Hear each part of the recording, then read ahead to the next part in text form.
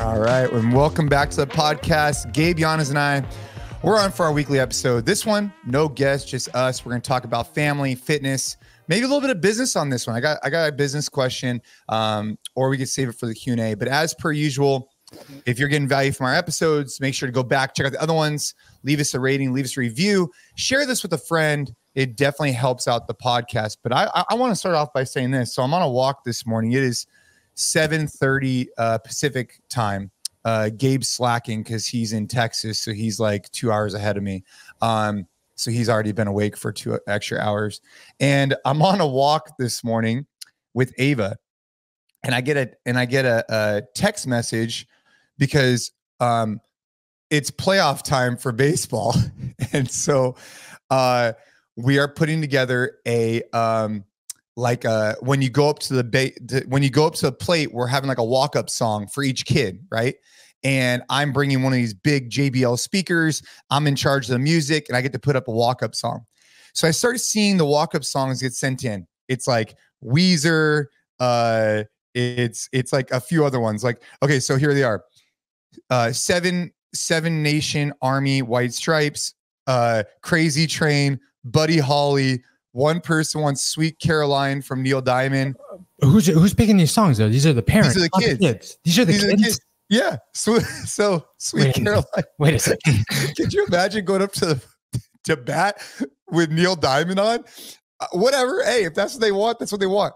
But Kaden's comes across because Ashley texts it while I'm on this walk. You know what he wants? Tupac, California Love. And I got such a laugh out of that because I competed in a CrossFit Open competition against Rich Froning, and that was my walkout song. And I don't know if he knew that or not, but I'm on this walk with Ava. I saw this. I just had to share that with you, man, because I'm fired up for the playoffs to start and Tupac with the walk-up song. I mean, anyone that's ever seen or spent any time with Kaden knows that he is an exact replica of you in miniature form. It's actually really funny. I'm never going to forget the first time that I saw him and he went, ah, and I was like, oh my God, they are the exact same person. It's really funny. It's awesome because it's awesome now too. Cause you know, I have a boy and just seeing him grow up and like him having like even some of the same mannerism. Ariel says that we both sneeze exactly the same. It's just funny. It's so funny. And it's so interesting to watch like a tiny version of you start growing up. Like, yeah.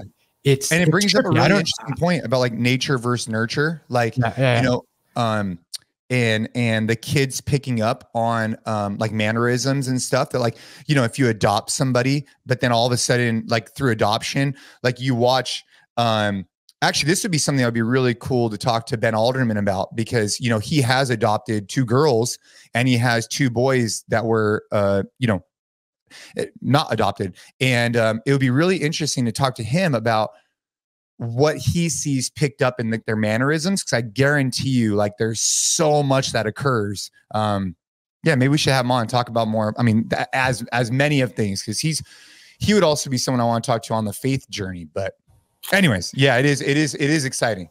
Yeah, man. It's trippy. You can't really explain it, but, it's just everything. The more you watch them too, the more you like pick up on like these little things.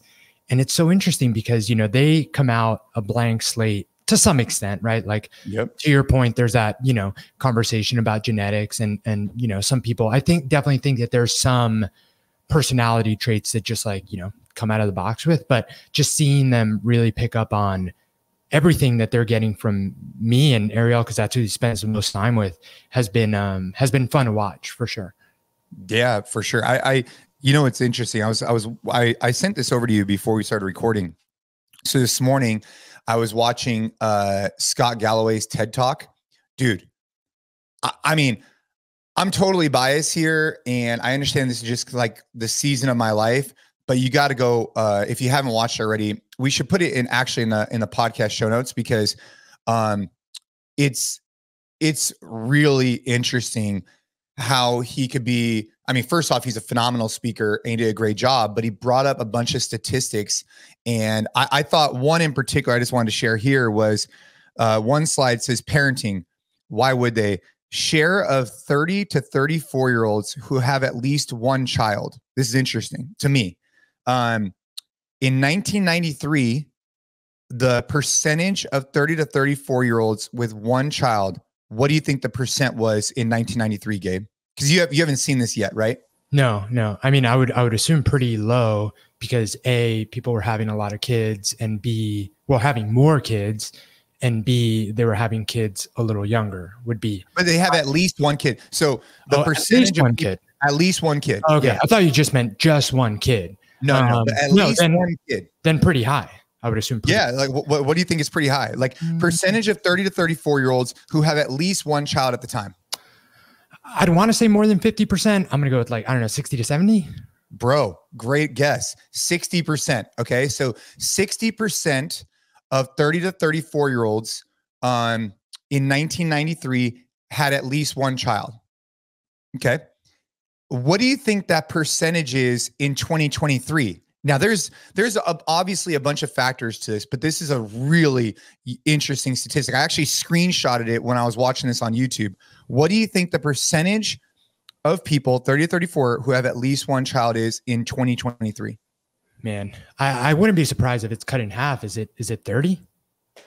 You had to have watched it. I didn't watch it. I didn't watch it, but I don't know if he's mentioned this statistic specifically, but I've now listened to Scott Galloway on My First Million. I actually just listened to it this week because I think he has a new book out, so he's starting to pop up in a lot of different places. But anyway, I've listened to a lot of his stuff. I don't think he's mentioned that statistic, but it's definitely something that's been talked about a lot. You know, like people are, and there's so many factors to it, right? Like the fact that it's so much more difficult to like afford a house and settle down. The fact that, you know, dating's getting a lot tougher because, you know, there's been a lot out on podcasts and stuff about how like, you know, young men are generally moving to the right, young women are generally moving to the left, and like politics are becoming this like completely, you know, like insurmountable, you know, characteristic when dating. Like on dating apps, if they see that you're like conservative, for example, like they won't even give you a chance because people feel so strongly now about their political leaning. So that's another reason that, you know, people aren't dating as much, they're not meeting as much, they're not settling down. Everything's more expensive. There's a bunch of student debt. So all those factors, I think, play into the fact that, you know, it's harder to realistically feel financially secure enough to start a family. And then on top of that, and this was a thing recently, I don't know if you saw this, there's a TikTok trend actually about the dual income, no kids. So dinks is what they were called. That's yeah. I've like, heard of that. Also celebrating this like lifestyle of dual income, no kids, right? Like you have working mom, a working female, a working male, or I guess, you know, male, female, that doesn't matter. But the whole concept behind it is, you know, you have two people that are earning a good living and you have no kids. So it celebrates the fact that you're traveling all the time and you have no responsibilities and you can kind of like get up whenever you want and the freedom of it per se. And I think that, you know, like who are we, I guess, to, you know, like say that, you know, starting a family, having kids is like the way to go. I know that me and you both find so much fulfillment in it. And honestly, I wish I had started sooner. And I don't think we've talked to anyone, you know, Savan comes to mind, someone that had kids super late. Everyone always mentions that, you know, you have kids and you're like, man. Well, he was like convinced on that sooner. Right. Yeah.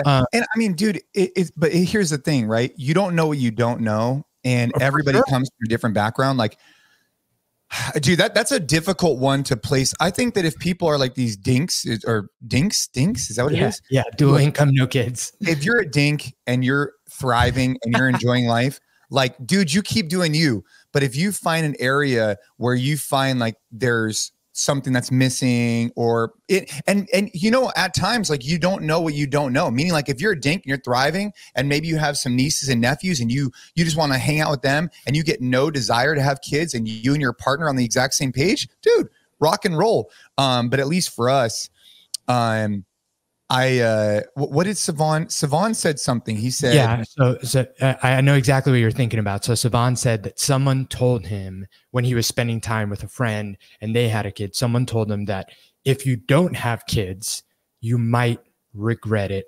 If you have kids, you'll never regret it. Yeah, that's what it was. And if you don't have kids, you might end up regretting it. If you do have kids, you'll never regret it. And he was like, well, guess that means we're having kids, right? And I think that's kind of the truth behind it is like, you know, if you choose to have life without starting a family, and like you said, like you and your partner are on the same page, it doesn't feel like something that's calling to you. You have nieces and nephews, and that like feels fulfilling. There's still a chance that you might get to a point where you're like, damn, you know, like I wish we would have done that thing. I think that that's a very real possibility. But you know, I mean, we've talked, and I'm sure this isn't the case for absolutely everyone. And I never like casting like, you know, umbrella statements, but man, like even in the toughest of circumstances, like you have kids and you're never going to be like, I don't like to create umbrella statements, but go ahead, make an umbrella statement. Well, it's just like, I can't fathom, you know, the feeling of bringing a life into this world and being like, man, we fucked up here. You know, like, yeah, I don't think that happens. I mean, if you're a good person, I mean, if you're an asshole and if you're not a good, I mean, look, dude, I mean, I don't know if I personally know people who, you know, like I've been around people where their dads are just assholes and not present. Like I cannot fathom how you could take on this responsibility and then not fulfill your commitment. I cannot see that. But then again, you know. But then again, there's a lot of things that people do that I can't fathom doing. Well, yeah. Or whatever. But I think that generally speaking, man, like, I don't know. And it's the same thing that you brought up when you were like, you know, I don't know if this is the season in life that I'm in. Like, I am literally like new kid, second one on the way. Like I couldn't be more in like the honeymoon stage of like being a dad. Like I'm just so fucking like I'm sweating fired upness about being a dad. Like I just, well, and that's just where we're at. And that's where a lot of people are, like as a parent listening to this podcast, right there. But how exciting is that for you and for me and for other people that are listening, that you could find a purpose and a connection and something that drives you that's bigger than yourself. And people find that in a variety of different ways. But for us, it's like, dude, to have that passion to raise good young humans, I think that's like the calling, right? That's like to leave a next generation that's better than ourselves. And I think that the Scott Galloway thing was really interesting for me because he goes on and talks more from a financial perspective about what we're doing. But he said something, I just want to highlight this, then we can kind of move on. But this is really interesting to me. So I've been kind of like captivated by some of these protests that are occurring at colleges. Not captivated in the sense, I'm just like curious, like how does this happen, right? So I've started looking into the data on how many people that are getting arrested are students, how many aren't students, and how well planned some of these things are. Like, where's the money coming from? Who's planning all this? Like, what's the why? Like, and I understand that there's legitimate people who are protesting what's occurring, but there's so much energy behind it where it's like, there's pamphlets being sent out of like, hey, if the police tell you this, to do this, to do this, it's like, who is doing all that? And then what is the reason behind it? And then these demands, I've just been interested in it. But one of the things he said, and this is unrelated to the protest, but this is interesting. He goes, the freshman class has grown 4%, like the size of the new freshman class, right? But the endowment has grown like 5,000%. Okay. And so he makes the argument that if you're a facility offering higher education, I wrote this down because I was like, wow, that's really profound. If you're a facility offering higher education, they should lose their tax-free status if they don't keep growth of the freshman class consistent with population growth, because otherwise they're becoming a tax-free shelter and they're a hedge fund offering classes and not a higher education facility. Like, so basically what he's saying is like some of these places, their endowment is growing exponentially, right? The amount of money that Harvard is sitting on specifically. So I didn't watch this, but he talks about a lot of the same things on Chris Williamson on that episode that I sent. Yeah. He talked about this specifically. He didn't mention it that way, which I love the fact that he calls it the hedge fund offering classes, which is true, man. That's like, what it, dude, that's crazy, right? I didn't thought of that. Like, yeah. And I'm sure there's more to it, by the way. Like if you're listening to this, like there's probably more to it, but that's interesting. But I mean, it's true, right? Like they've kept, you know, because he talks about in the podcast how a lot of these like big colleges and institutions have kept, the freshman class that comes in so small, and they keep it so selective, and they make it more and more, because essentially the more selective that they make it, the more value they give to having a diploma from there, which benefits the alumni, and they're the ones that contribute to the endowment, right? So it's not, they're not doing something to like, or his argument is that they're not really these institutions that are all about like, educating and elevating these younger generations. They're a for-profit business, and the way that they keep money coming in is keep the alums happy, because their piece of paper that says that they graduated from Harvard continues to feel more and more exclusive, because they keep the number of people that go in very, very small. That diploma would lose value if they were just like, we're going to triple the amount of people we accept, because now it's easier to get in. So now a piece of paper from another school that keeps being exclusive becomes more valuable. So you keep the alumni happy. And again, I'm kind of trying to summarize his argument here. You keep the alumni happy because they're the ones that pay for all the money that these organizations make. Because I remember on another podcast recently, they had a pie graph of where these Ivy League colleges are getting their money from. And a small piece is tuition. Tuition is like a drop in the bucket. It was 10%. Yeah. So it's really small compared to what they're getting from, big organizations, big companies, and alumni, like people that went to the school and now, contribute. So it's kind of one of those, it's interesting, man, dude. Like higher education is there's a lot of things that could use improvement in the US. And I think the more of this stuff that comes out, dude, it's who's it helping?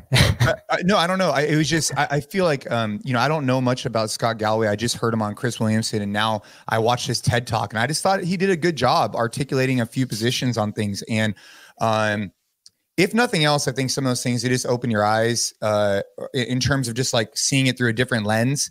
Like I hadn't really, if you had asked me 6 months ago, where do I think most of the revenue comes from for colleges?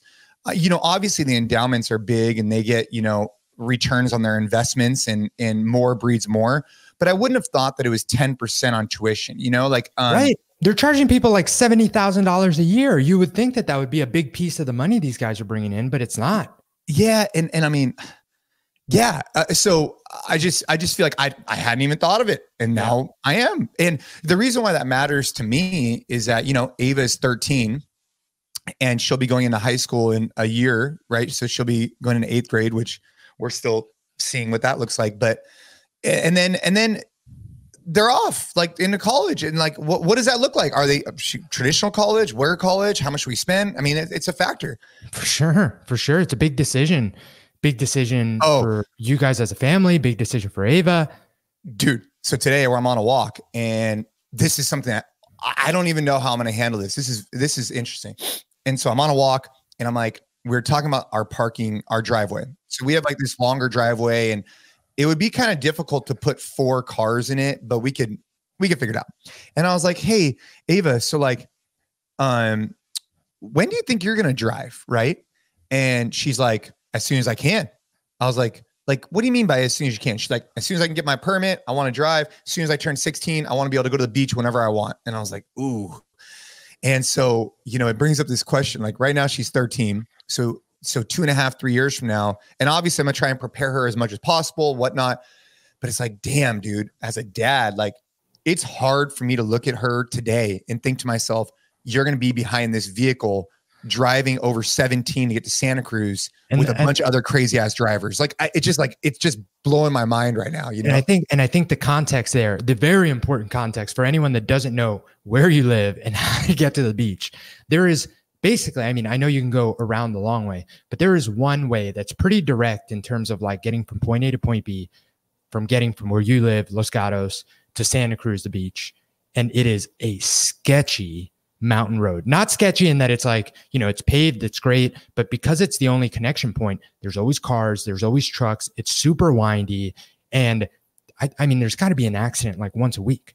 Dude, yeah. I mean, I remember when Pat Barber was living there, or when we had any coaches that were living there and they had to come over the hill for work, dude, you just never know, because if there's an accident, like that's it. It's done. It's it. Yeah. And the thing is, there's accidents all the time because it is a sketchy road, dude. Dude, so it brought up this idea. So the other day, Yeah, it's not like she's like, yeah, you know, I want to start driving to the beach and it's like a straight shot. No, so then how do you start preparing that? You know, so we have you know, so both the kids have been learning right now on a golf cart, just like learning the fundamentals of driving. And I feel much more comfortable with Kaden than I do with Ava right now, because Kaden, he just starts to understand it. He's getting it. With Ava, I'm like, ooh. And so, you know, obviously it's going to be a process, but man, it's like, that's going to be an interesting conversation that Ash and I are going to have of when we believe she's ready. And at what point do you let her get the freedom to go drive downtown, drive here, drive there, and then take that leap to be like, all right, now she's on freeways, she's going here. It's a thing, man. It's a thing. And I'm not that far away from it. 2.5 years. I mean, that's not, you know, around the corner, but it's going to come up fast. Dude. And then, and then you think about too, like, I don't know, man. Like, I think I was like a pretty good son growing up, if I'm, you know, to pat myself on the back, but you know, I don't think I give my parents too much of a hard time, but like now, especially that I have kids, I think of some of the things that I did without telling them. And some of the things that, like, even to now, they don't know that I did. And the reason the whole driving thing brings that up is because when I started driving, you know, I could use the car, but I could use the car like very close by. Like, that was the rules. And dude, there was one time that I went from where we lived in Queens, like to the Bronx in the car, like, because we were hanging out with some friends and I had to go drop someone off. I have no idea how far Queens and Bronx are. Dude, this is like New York City, and you're going from one borough like across to the other. You're like crossing, you know, a couple different bridges. You're taking some expressways. Like, it is different from like a road like 17 in that, you know, it's like very curvy. It's just like there's so much traffic. You're going through like a lot of like, you're going through a major city. Yeah. And if my parents were to know that I did that stuff, they would like lose their mind. I got a really bad speeding ticket. So bad that I hired a lawyer to try and get me out of it because it was going to. Was it over 100? It wasn't over 100. It was just over. It was over. I think if you're over 20, no, it was over 30 miles of the speed limit, because I think it was a road that was like 45 and I was going 75. It was like just over. And the annoying thing about this is I honestly, to this day, I was not being that irresponsible. It was a straight expressway, and I was going to work on a Sunday morning, and there were no other cars in the road. So I was like, I mean, all right, it was irresponsible, but it wasn't like I was like driving recklessly. I was just like, there are no other cars. Anyway, so I held that. I never told my parents about that. And they found out like years later, because once I had already moved to California, they got like a letter from the DMV, like letting them know that like the probationary period that I was on with my license, that like if anything happened during that time, I would get it taken away, was over. Like, I got the notification that it's like, all right, you know, the time is gone. Like, you're all good now. They got that letter once I had moved. So I wasn't there to like, you know, find it or not show them. Yeah. And so they found out, and that was the whole thing. But it's just funny to think about that stuff now, man, dude, because so like, stupid, bro, it's because your brain's not fully functioning. Like 100%. I look back, dude. So like Ashley, I mean, dude. And also like, but I know that you have some stories too, but like what I think about is like, I think that I was pretty fucking good at like hiding the shit from the kids. Oh, dude, they're super creative. They're gonna be. I mean, that's why this place can be like Fort Knox and have 7 different alarms on it. But I mean, you know, look, make no secret. You know, Ash and I, we met when we were freshmen in high school, and her parents were, you know, pretty strict, so we weren't able to really see each other. And so she would have to find ways to see me. And there's not things that I'm very proud of, but she definitely, you know, left her house in the middle of the night a few times. And, you know, teenagers do crazy shit. But I want to talk about the driving. So my first ticket, and it's so crazy because like now looking back on it, anything that like has been bad, you know, with driving happened like the first year or two that I got my license. And I was so stupid. So in California, the way it works, and maybe this is federal, I don't know, is that you can't drive with anybody like under a certain age unless they're your sibling for 6 months. I don't know if that was the case like anyways, you got your license. And it might have been, but I would have never. Yeah. Anyway. Yeah. So I had a buddy of mine in the car, and Ashley, and I was taking her home. This is like 5 o'clock in the morning. And dude, just like an idiot, I got pulled over at 103 from the freeway. Like, it's just so stupid looking back. I'm like, what am I doing? So this cop pulls me over. I'm shaking. I'm like, oh my God. Long and short of it is, he writes me up for 85. But he could have taken me to jail because I was I was way over the speed limit. And after that day, never sped, never did, like just try to keep it clean. But I needed, that just woke my ass up. But it's stuff like that you look back on and you're like, man, how can I help avoid that for my children? What can I do to put them in a position where they never feel inclined to need that? So like with my son, I want to start taking him to race school, like as he gets older. This is like my theory. Like, people might poke holes in this, and that's fine. My theory is, if I expose them to it, they're not going to be as like needy of it. So if I could expose them to racing, take them to race school, learn how to handle a car, all those different types of things, then maybe when I, put him in like a 1975 shitty truck, he's not going to want to go so fast. That's the theory. And then with my daughter, I'm like, okay, what can I do? Maybe I could like reinforce her car. So I started looking into like bulletproof cars, new front end, new rear end, so that it's like a fortress. So if she gets in an accident, she'll be okay. Just get her a Raptor. Yeah, man, but I don't think she's gonna want a Raptor. That's the thing, dude. She's gonna want, The question that I wanted to ask you though about like, the sneaking out and stuff, like, I don't know. Cause then the flip side of it is like, we turned out okay. And I think that you can make the argument that some of these life experiences and, doing the things behind our parents' backs and like breaking the rules, like taught us some lessons, or just kind of like helped us figure out some things that I do think were valuable. I can't put like a black and white, like I did this and so I learned this, but therethere's something to be said, right, about living a little and breaking the rules, bending the rules, whatever. I don't know. How do you balance that? Because I'm sure, dude, 100%, I'm sure I'm going to be in the same boat, especially having a girl, right? Like being a dad, having a girl, like you're like, dude, I'm going to protect you.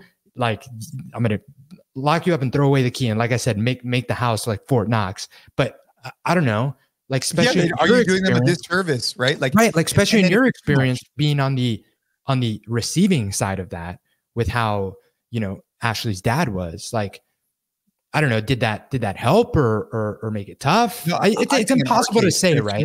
No, I think in our case, what our lessons are is that there could be two extremes, right? The one extreme is like, I used to have a friend of mine, his parents and his mom would consistently, like, they'd be the ones who were perfectly fine getting us alcohol in high school. Like, that was probably an extreme case where it was too much. It made it too easy for us, right?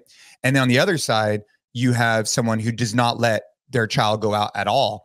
And then it almost, it puts their back up against the wall to go do things to, but you got to be kind of a little shady. Yeah. And so I think the hybrid is the answer, where like you allow some freedom so that they don't go crazy, but not so much so that like it becomes like, and that's something you're going to have to navigate consistently, right? Because there's no book on that. I'm sure there is a book, but it's like every kid is different and you got to find those fine lines between each one. Yeah. I mean, there might be a book on it, but this is the kind of stuff that like the answer is not going to be in a book. Yeah. I mean, it's like, let's just take alcohol, for example. I don't know what that's going to look like in the future, but I know that if I'm sitting at the table and I'm having a glass of wine and I'll offer a sip to Kaden to try it, or a beer, and chances are he's not going to like it and he's not going to want to drink it. But at least you don't put it on this thing as like this, like that's just our position on it. Like, you want to have a little sip, like I'm talking like a sip of wine, like not a big deal, but you're not like, it's not like this forbidden thing that like they're never getting exposed to. It's more of like that European culture where they have like a little sip here and there. That's what I was going to say. Yeah. And I don't know how that's going to turn out, right? I don't know. It's not, but we're also not like huge drinkers. So it's not like we're out there, getting shit-faced every night. So it's, I don't know. It's interesting you bring that up, right? Because that is something that people tend to bring up a lot, which is this whole idea that like in Europe, kids, teens are drinking wine from an early age because it's kind of part of dining culture. It's part of like, culture. It's part of the meal, right? Like you have some wine and, as soon as they do. And there's not 18, it's not even 21. They're doing it older, younger than that. And then the correlation to that is that, you know, in university in Europe, there isn't the type of like binge drinking culture that there is here. Like here, it does very much seem to be like, you know, kids get that freedom, they're away in college, and it's like, because it's been such a like, you can't drink, you can't drink, you can't drink, it's like a complete extreme in the other direction. So it's kind of exactly what you're talking about. But yeah, I mean, I don't know if that's the solution, but it'll be a fun challenge to navigate. And by For fun, sure. I mean, After this show, I'm gonna go research the European culture and statistics and rates, and I'd be curious what those look like for things like that, because you're right, the culture there is totally different. It's more of like a social. It's just like it's part of the meal, like you're saying. So, but just like anything, obviously you could take things in an extreme in either case. So let's see. I want to make sure we got to what we want to talk about today. Well, I mean, because you mentioned Scott Galloway, I didn't write it down in the notes, but this don't go in on your passions, go all in on your talents was actually something that I heard him talk about on a different podcast. So it's funny that we were both listening to him in different places. And I thought it was a really interesting idea because he was talking about young kids and kind of like the best advice that he can give them to be successful. And he went on this whole rant. And I don't know if I like 100% agree with how harsh he was being about it, but essentially that like, you know, you're constantly told to like chase your passions, but like he brings up the fact that his passion was being an athlete, but he had to learn pretty early that like he was never going to make it as an athlete, so he shouldn't chase it. It's a waste of time. What you should chase is your talents. What are you closest at being good at, and then work obsessively to become great at it. And he makes this whole argument that if you become great at anything, any skill, if you become great at it, and it's the reason that you're able to have financial security for yourself and your family, then it's a long kind of roundabout way of becoming passionate about it. You're going to be passionate about what you do if it's the thing that brings you financial security and allows you to be a provider. So yeah, and if you're good at it, right? Like, I mean, people like being good at things. It sucks to suck at something. That's exactly kind of like at the crux of his argument. It's like there are things in society today that we celebrate that I think are, you know, passions because they're seen to be this like really like, you know, glamorous life. And he brings up tennis, for example, because he likes tennis. And he's like, you know, would I want to be a Federer or a Nadal? Sure. Like that seems like a really good, you know, like life, like seems great. But he was like, but you have to realize that that's like two guys. That's like the number one and number two. The number 3 through 10 tennis player in the world, like they don't make as much. They have like a bunch of pressure to perform. They're always under the shadow of the superstars. Like you have to realize that like, you know, even being like the top 0.02% at a sport is like not as glamorous as you might think. Yes, it is for like literally the best in the world, but what are the chances that you're going to be in the best in the world? Even if you're the top 100 in the world, it's like not all, you know, like rainbows and unicorns. It's actually a lot of pressure, not a lot of security there. And so he uses that example to say like, even if you chase these passions, even if you end up being so good that you're there, but you're not like the best in the world, the reality of that is probably not as glamorous as you suspect. And you'd be much better off finding a skill and doubling down on being great at that skill and building a life that is like sustainable and brings you fulfillment. Not because like, you know, you absolutely love accounting or marketing or engineering or whatever, and it's this thing that just lights you up, but because you're so good at it that it allows you to, you know, create this life that, you know, is fulfilling for you and your family. So I thought it was an interesting take because you do hear a lot of like, you know, especially raising kids now, like, you know, be whatever you want, like chase your passions, like, you know, you like art, like great. How do you balance that with like, dude, you got to find a skill. You got to find a skill that's, you know, valuable in the marketplace. You have to put work in to be good at that skill, because at the end of the day, that's what's going to be most fulfilling and bring you the most happiness is like you said, it's not even so much about like being able to turn that into money and a paycheck, but just like the fulfillment that you get from like taking pride in being good at something, being able to like contribute to society. So anyway, Really, and really, online really doesn't help, right? Like, so Kaden watches a show on Netflix. It's a golf show. It's called like, I don't even know what it's called, but it's like a golf documentary where they follow along some of these like professional golfers, and they're like ranked whatever. And on the surface, you're like, wow, this guy's ranked 100th in the world or whatever. It's like, dude, you know how many, first off, just to get to that point is like the 1% of the 1%. And even at, dude, if you're like 80th on the tour, like what does your lifestyle look like? And it does bring up this like really unique conversation about like, don't go all in on your passion, go all in on your talents. I think that's an interesting take, like, because it could be, they can be one and the same. And when you match those two up, then you really have something special there. Imagine if like, those are like the uniqueness, right? Like, for example, like something I'm really passionate about is fitness. When I got out of college, I opened a gym. It was my passion. And I became, I guess you could say, talented at it from educating myself. Like I was able to bridge two things that I felt like I was good at. But it wasn't like 100% easy. Like I had a question earlier today about, you know, what does it take to start a gym? It's like, man, that's a whole conversation in itself, because are you passionate about fitness, or are you talented and have a background in business to be able to do it? Or is it both? And how does that equate? You know, because if you're just passionate about helping people and coaching, that's awesome. But you also need to back that up with practical application and talent to run a business, because it's not just like, you can't just, it's not that simple. You know what I mean? Like you have to have this wide depth of skills if you want to be able to start a successful gym or business. Yeah. And I think that the interesting point, that's a good analogy. I think the interesting point that he's trying to make that I hadn't thought of, but I appreciate, is you almost, like a lot of people want to put the passion side before the talent side. It's like, okay, what am I passionate about? And now let me get good at it. And I think that he makes this really interesting argument of like, look at it in reverse. Yeah. Right? Yeah. Like, what are you good at? And then get so good at that you start becoming passionate about it. And I'll give you a perfect example for me. Like, I wouldn't say that like 2-3 years ago, I was passionate about writing.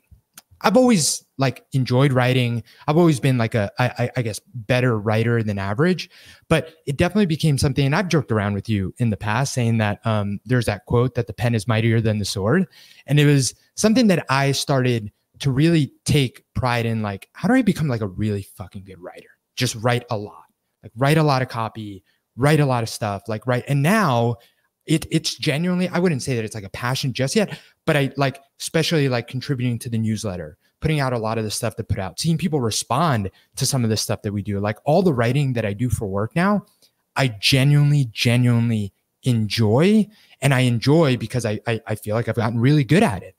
And it makes it so fun to now have this tool in your toolbox where whatever it is that I want to put out in written format, it's going to be really good. And that's what makes me passionate about it. But that didn't come so much because, you know, I was always like, man, like I'd really love to make writing a big part of what I do for work because I love writing. It was just like, hey, this is a valuable skill that probably is never going to go away. Being able to communicate yourself very clearly through written word has so many applications, regardless of where my career or my life takes me. Like just being able to put your words and your thoughts very clearly and concisely on paper is very valuable. Let me get really good at that. And now getting to the point where like, it's fun, man. And yeah. I think that that's a good example of kind of doing that in reverse and getting to the point that he's arguing about here. So, yeah, I just wonder, like, I think for kids, I don't know, it'd be interesting how you take that into kids. So like, for example, I see in kids that like, I mean, dude, you could just tell at Kaden and Ava's age at 10 and 13, you could see when you look out onto the field, name the sport,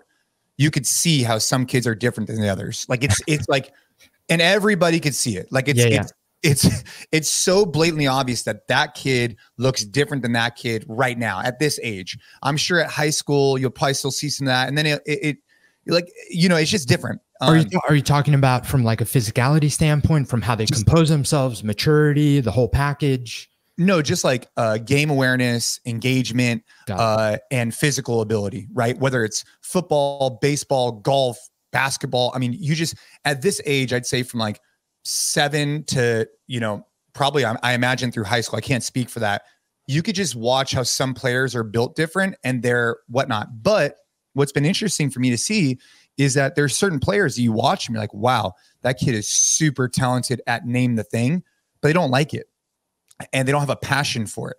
And so I wonder at what age does this conversation take over where you're talented. I'll give you an example. One of our good friends, their kid is like super talented at golf, just like really good. You watch them swing, you're like, holy shit, like, wow. But they don't like it. They're not interested in it. And so they don't want to do it. So at what point do you say that the talent, you start becoming aware, like, hey, I'm really talented at this. I could be great at this versus I'm young and I just want to do things I like to do. And then how hard do you push as a parent in both directions? I don't know. That's where I'm kind of taking this from is like, you get what I'm saying, right? Like, and I'm specific to sports, but I mean, you can say the same thing in school.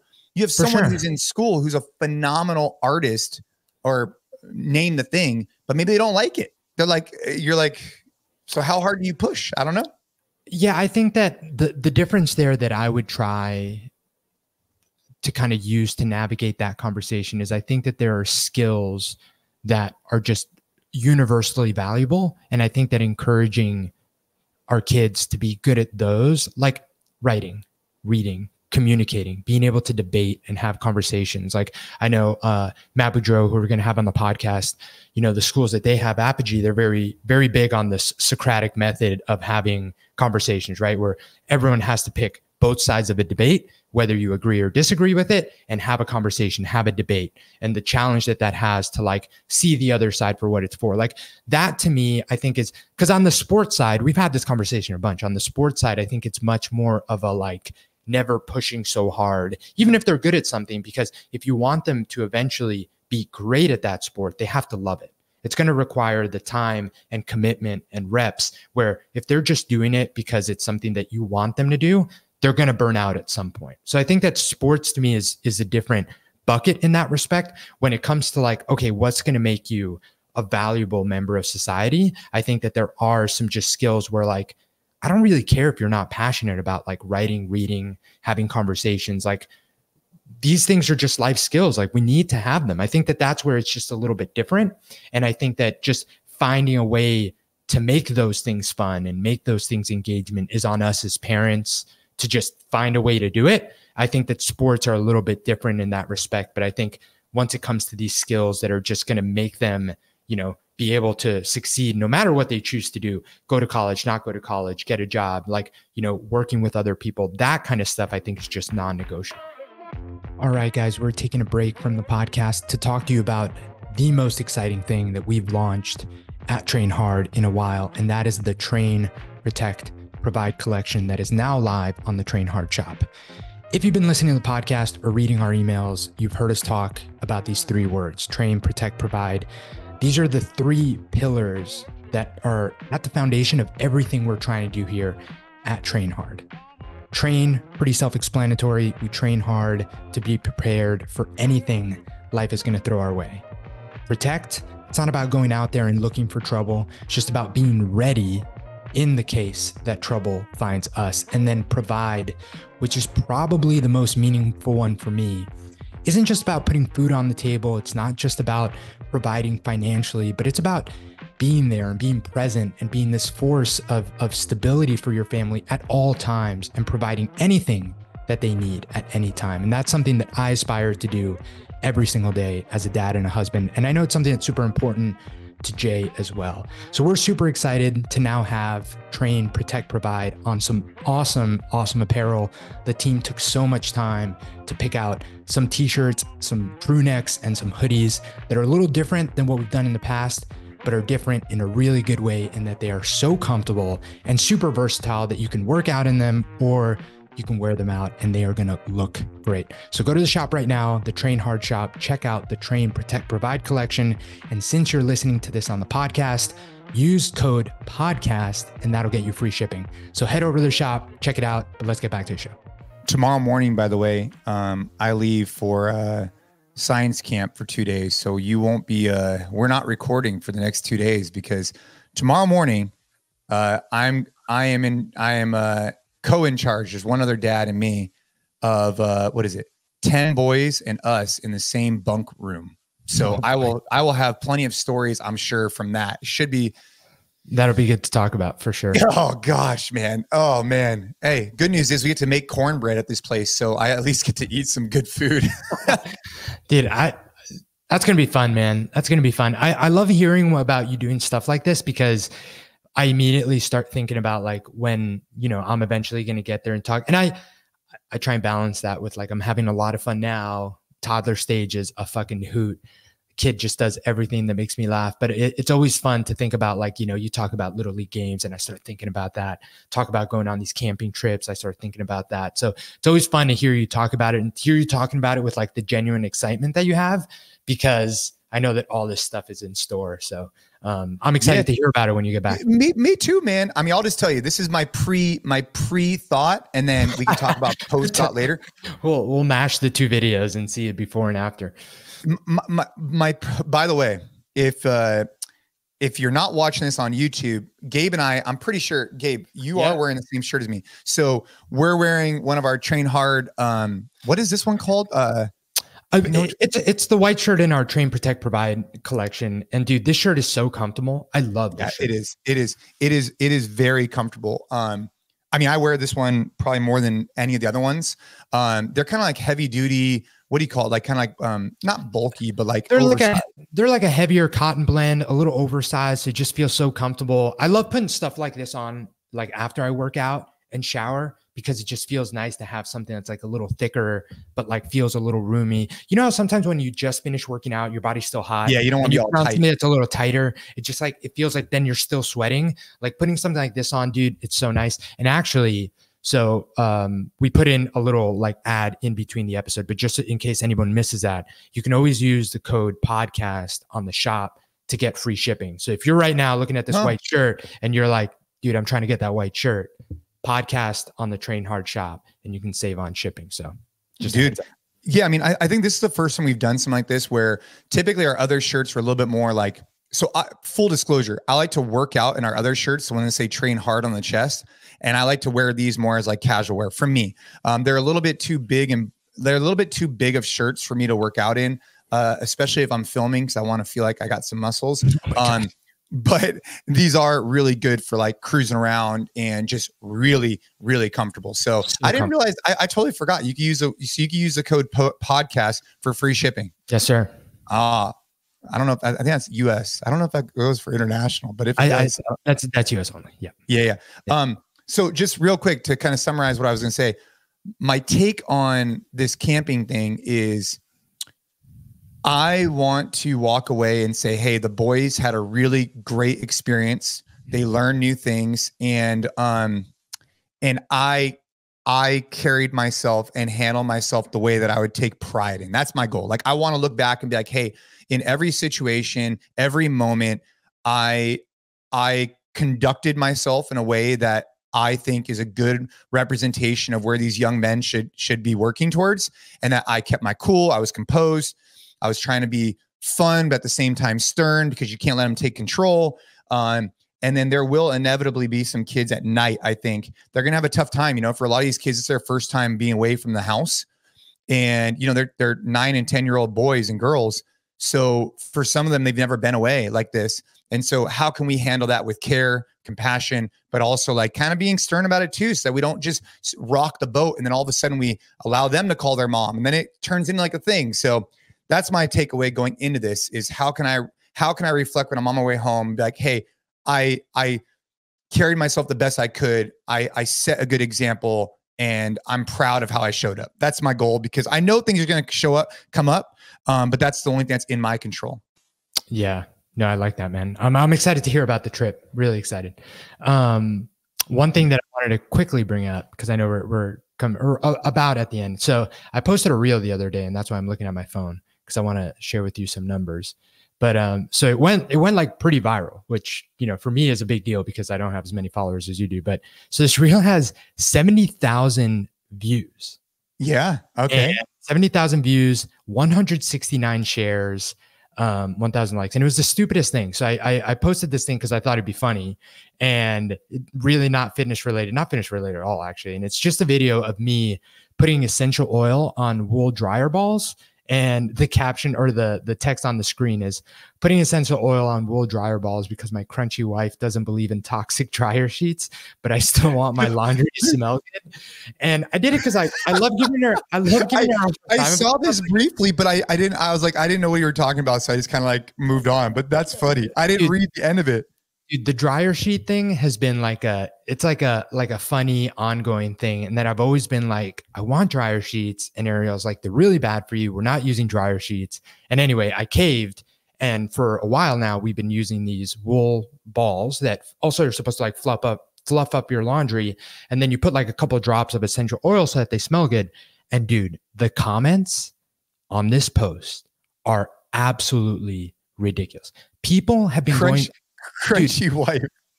Dude, I still get notifications today. I posted this like 3 days ago of people like arguing about dryer sheets and essential Ask her to pronounce the names of the chemicals in essential oils. Dude, there's so many comments. Like if you go down the rabbit hole of some of the comments, and some people are going back and forth, like asking for like peer-reviewed studies on dryer sheets. And like, anyway, I just thought it was like the perfect example of what we've talked about on the podcast before. And this whole idea of like majoring in the minors, like the amount of time that some of these people have spent on this post that I put up to be funny, arguing about whether, like using essential oils is bad for you or using dryer sheets is bad for you.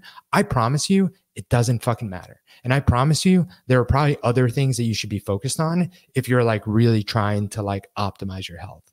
So anyway, I just thought it was funny. You never know with social media what's going to like get everyone's attention. And it was so stupid that this thing like went super viral. And people can you try? A lot of people, I guess, are saying it's a fire hazard. Can you take a match to these things and see what happens? I wouldn't, because it's an oil and it's in, but the thing is, if you put a lot of it, apparently, and your dryer is really hot, apparently it's a fire hazard. But I hadn't heard about that at all.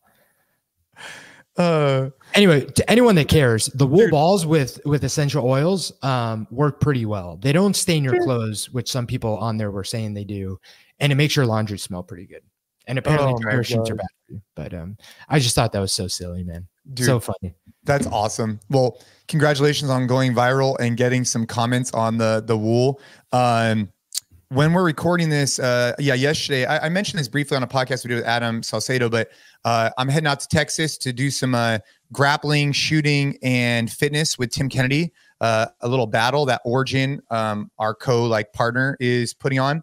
I'll have to keep you guys posted on what that looks like. I literally just found out about it yesterday, and we don't know what it looks like. So I will keep you guys in tune on this podcast, because I imagine a lot of you guys, Tim Kennedy's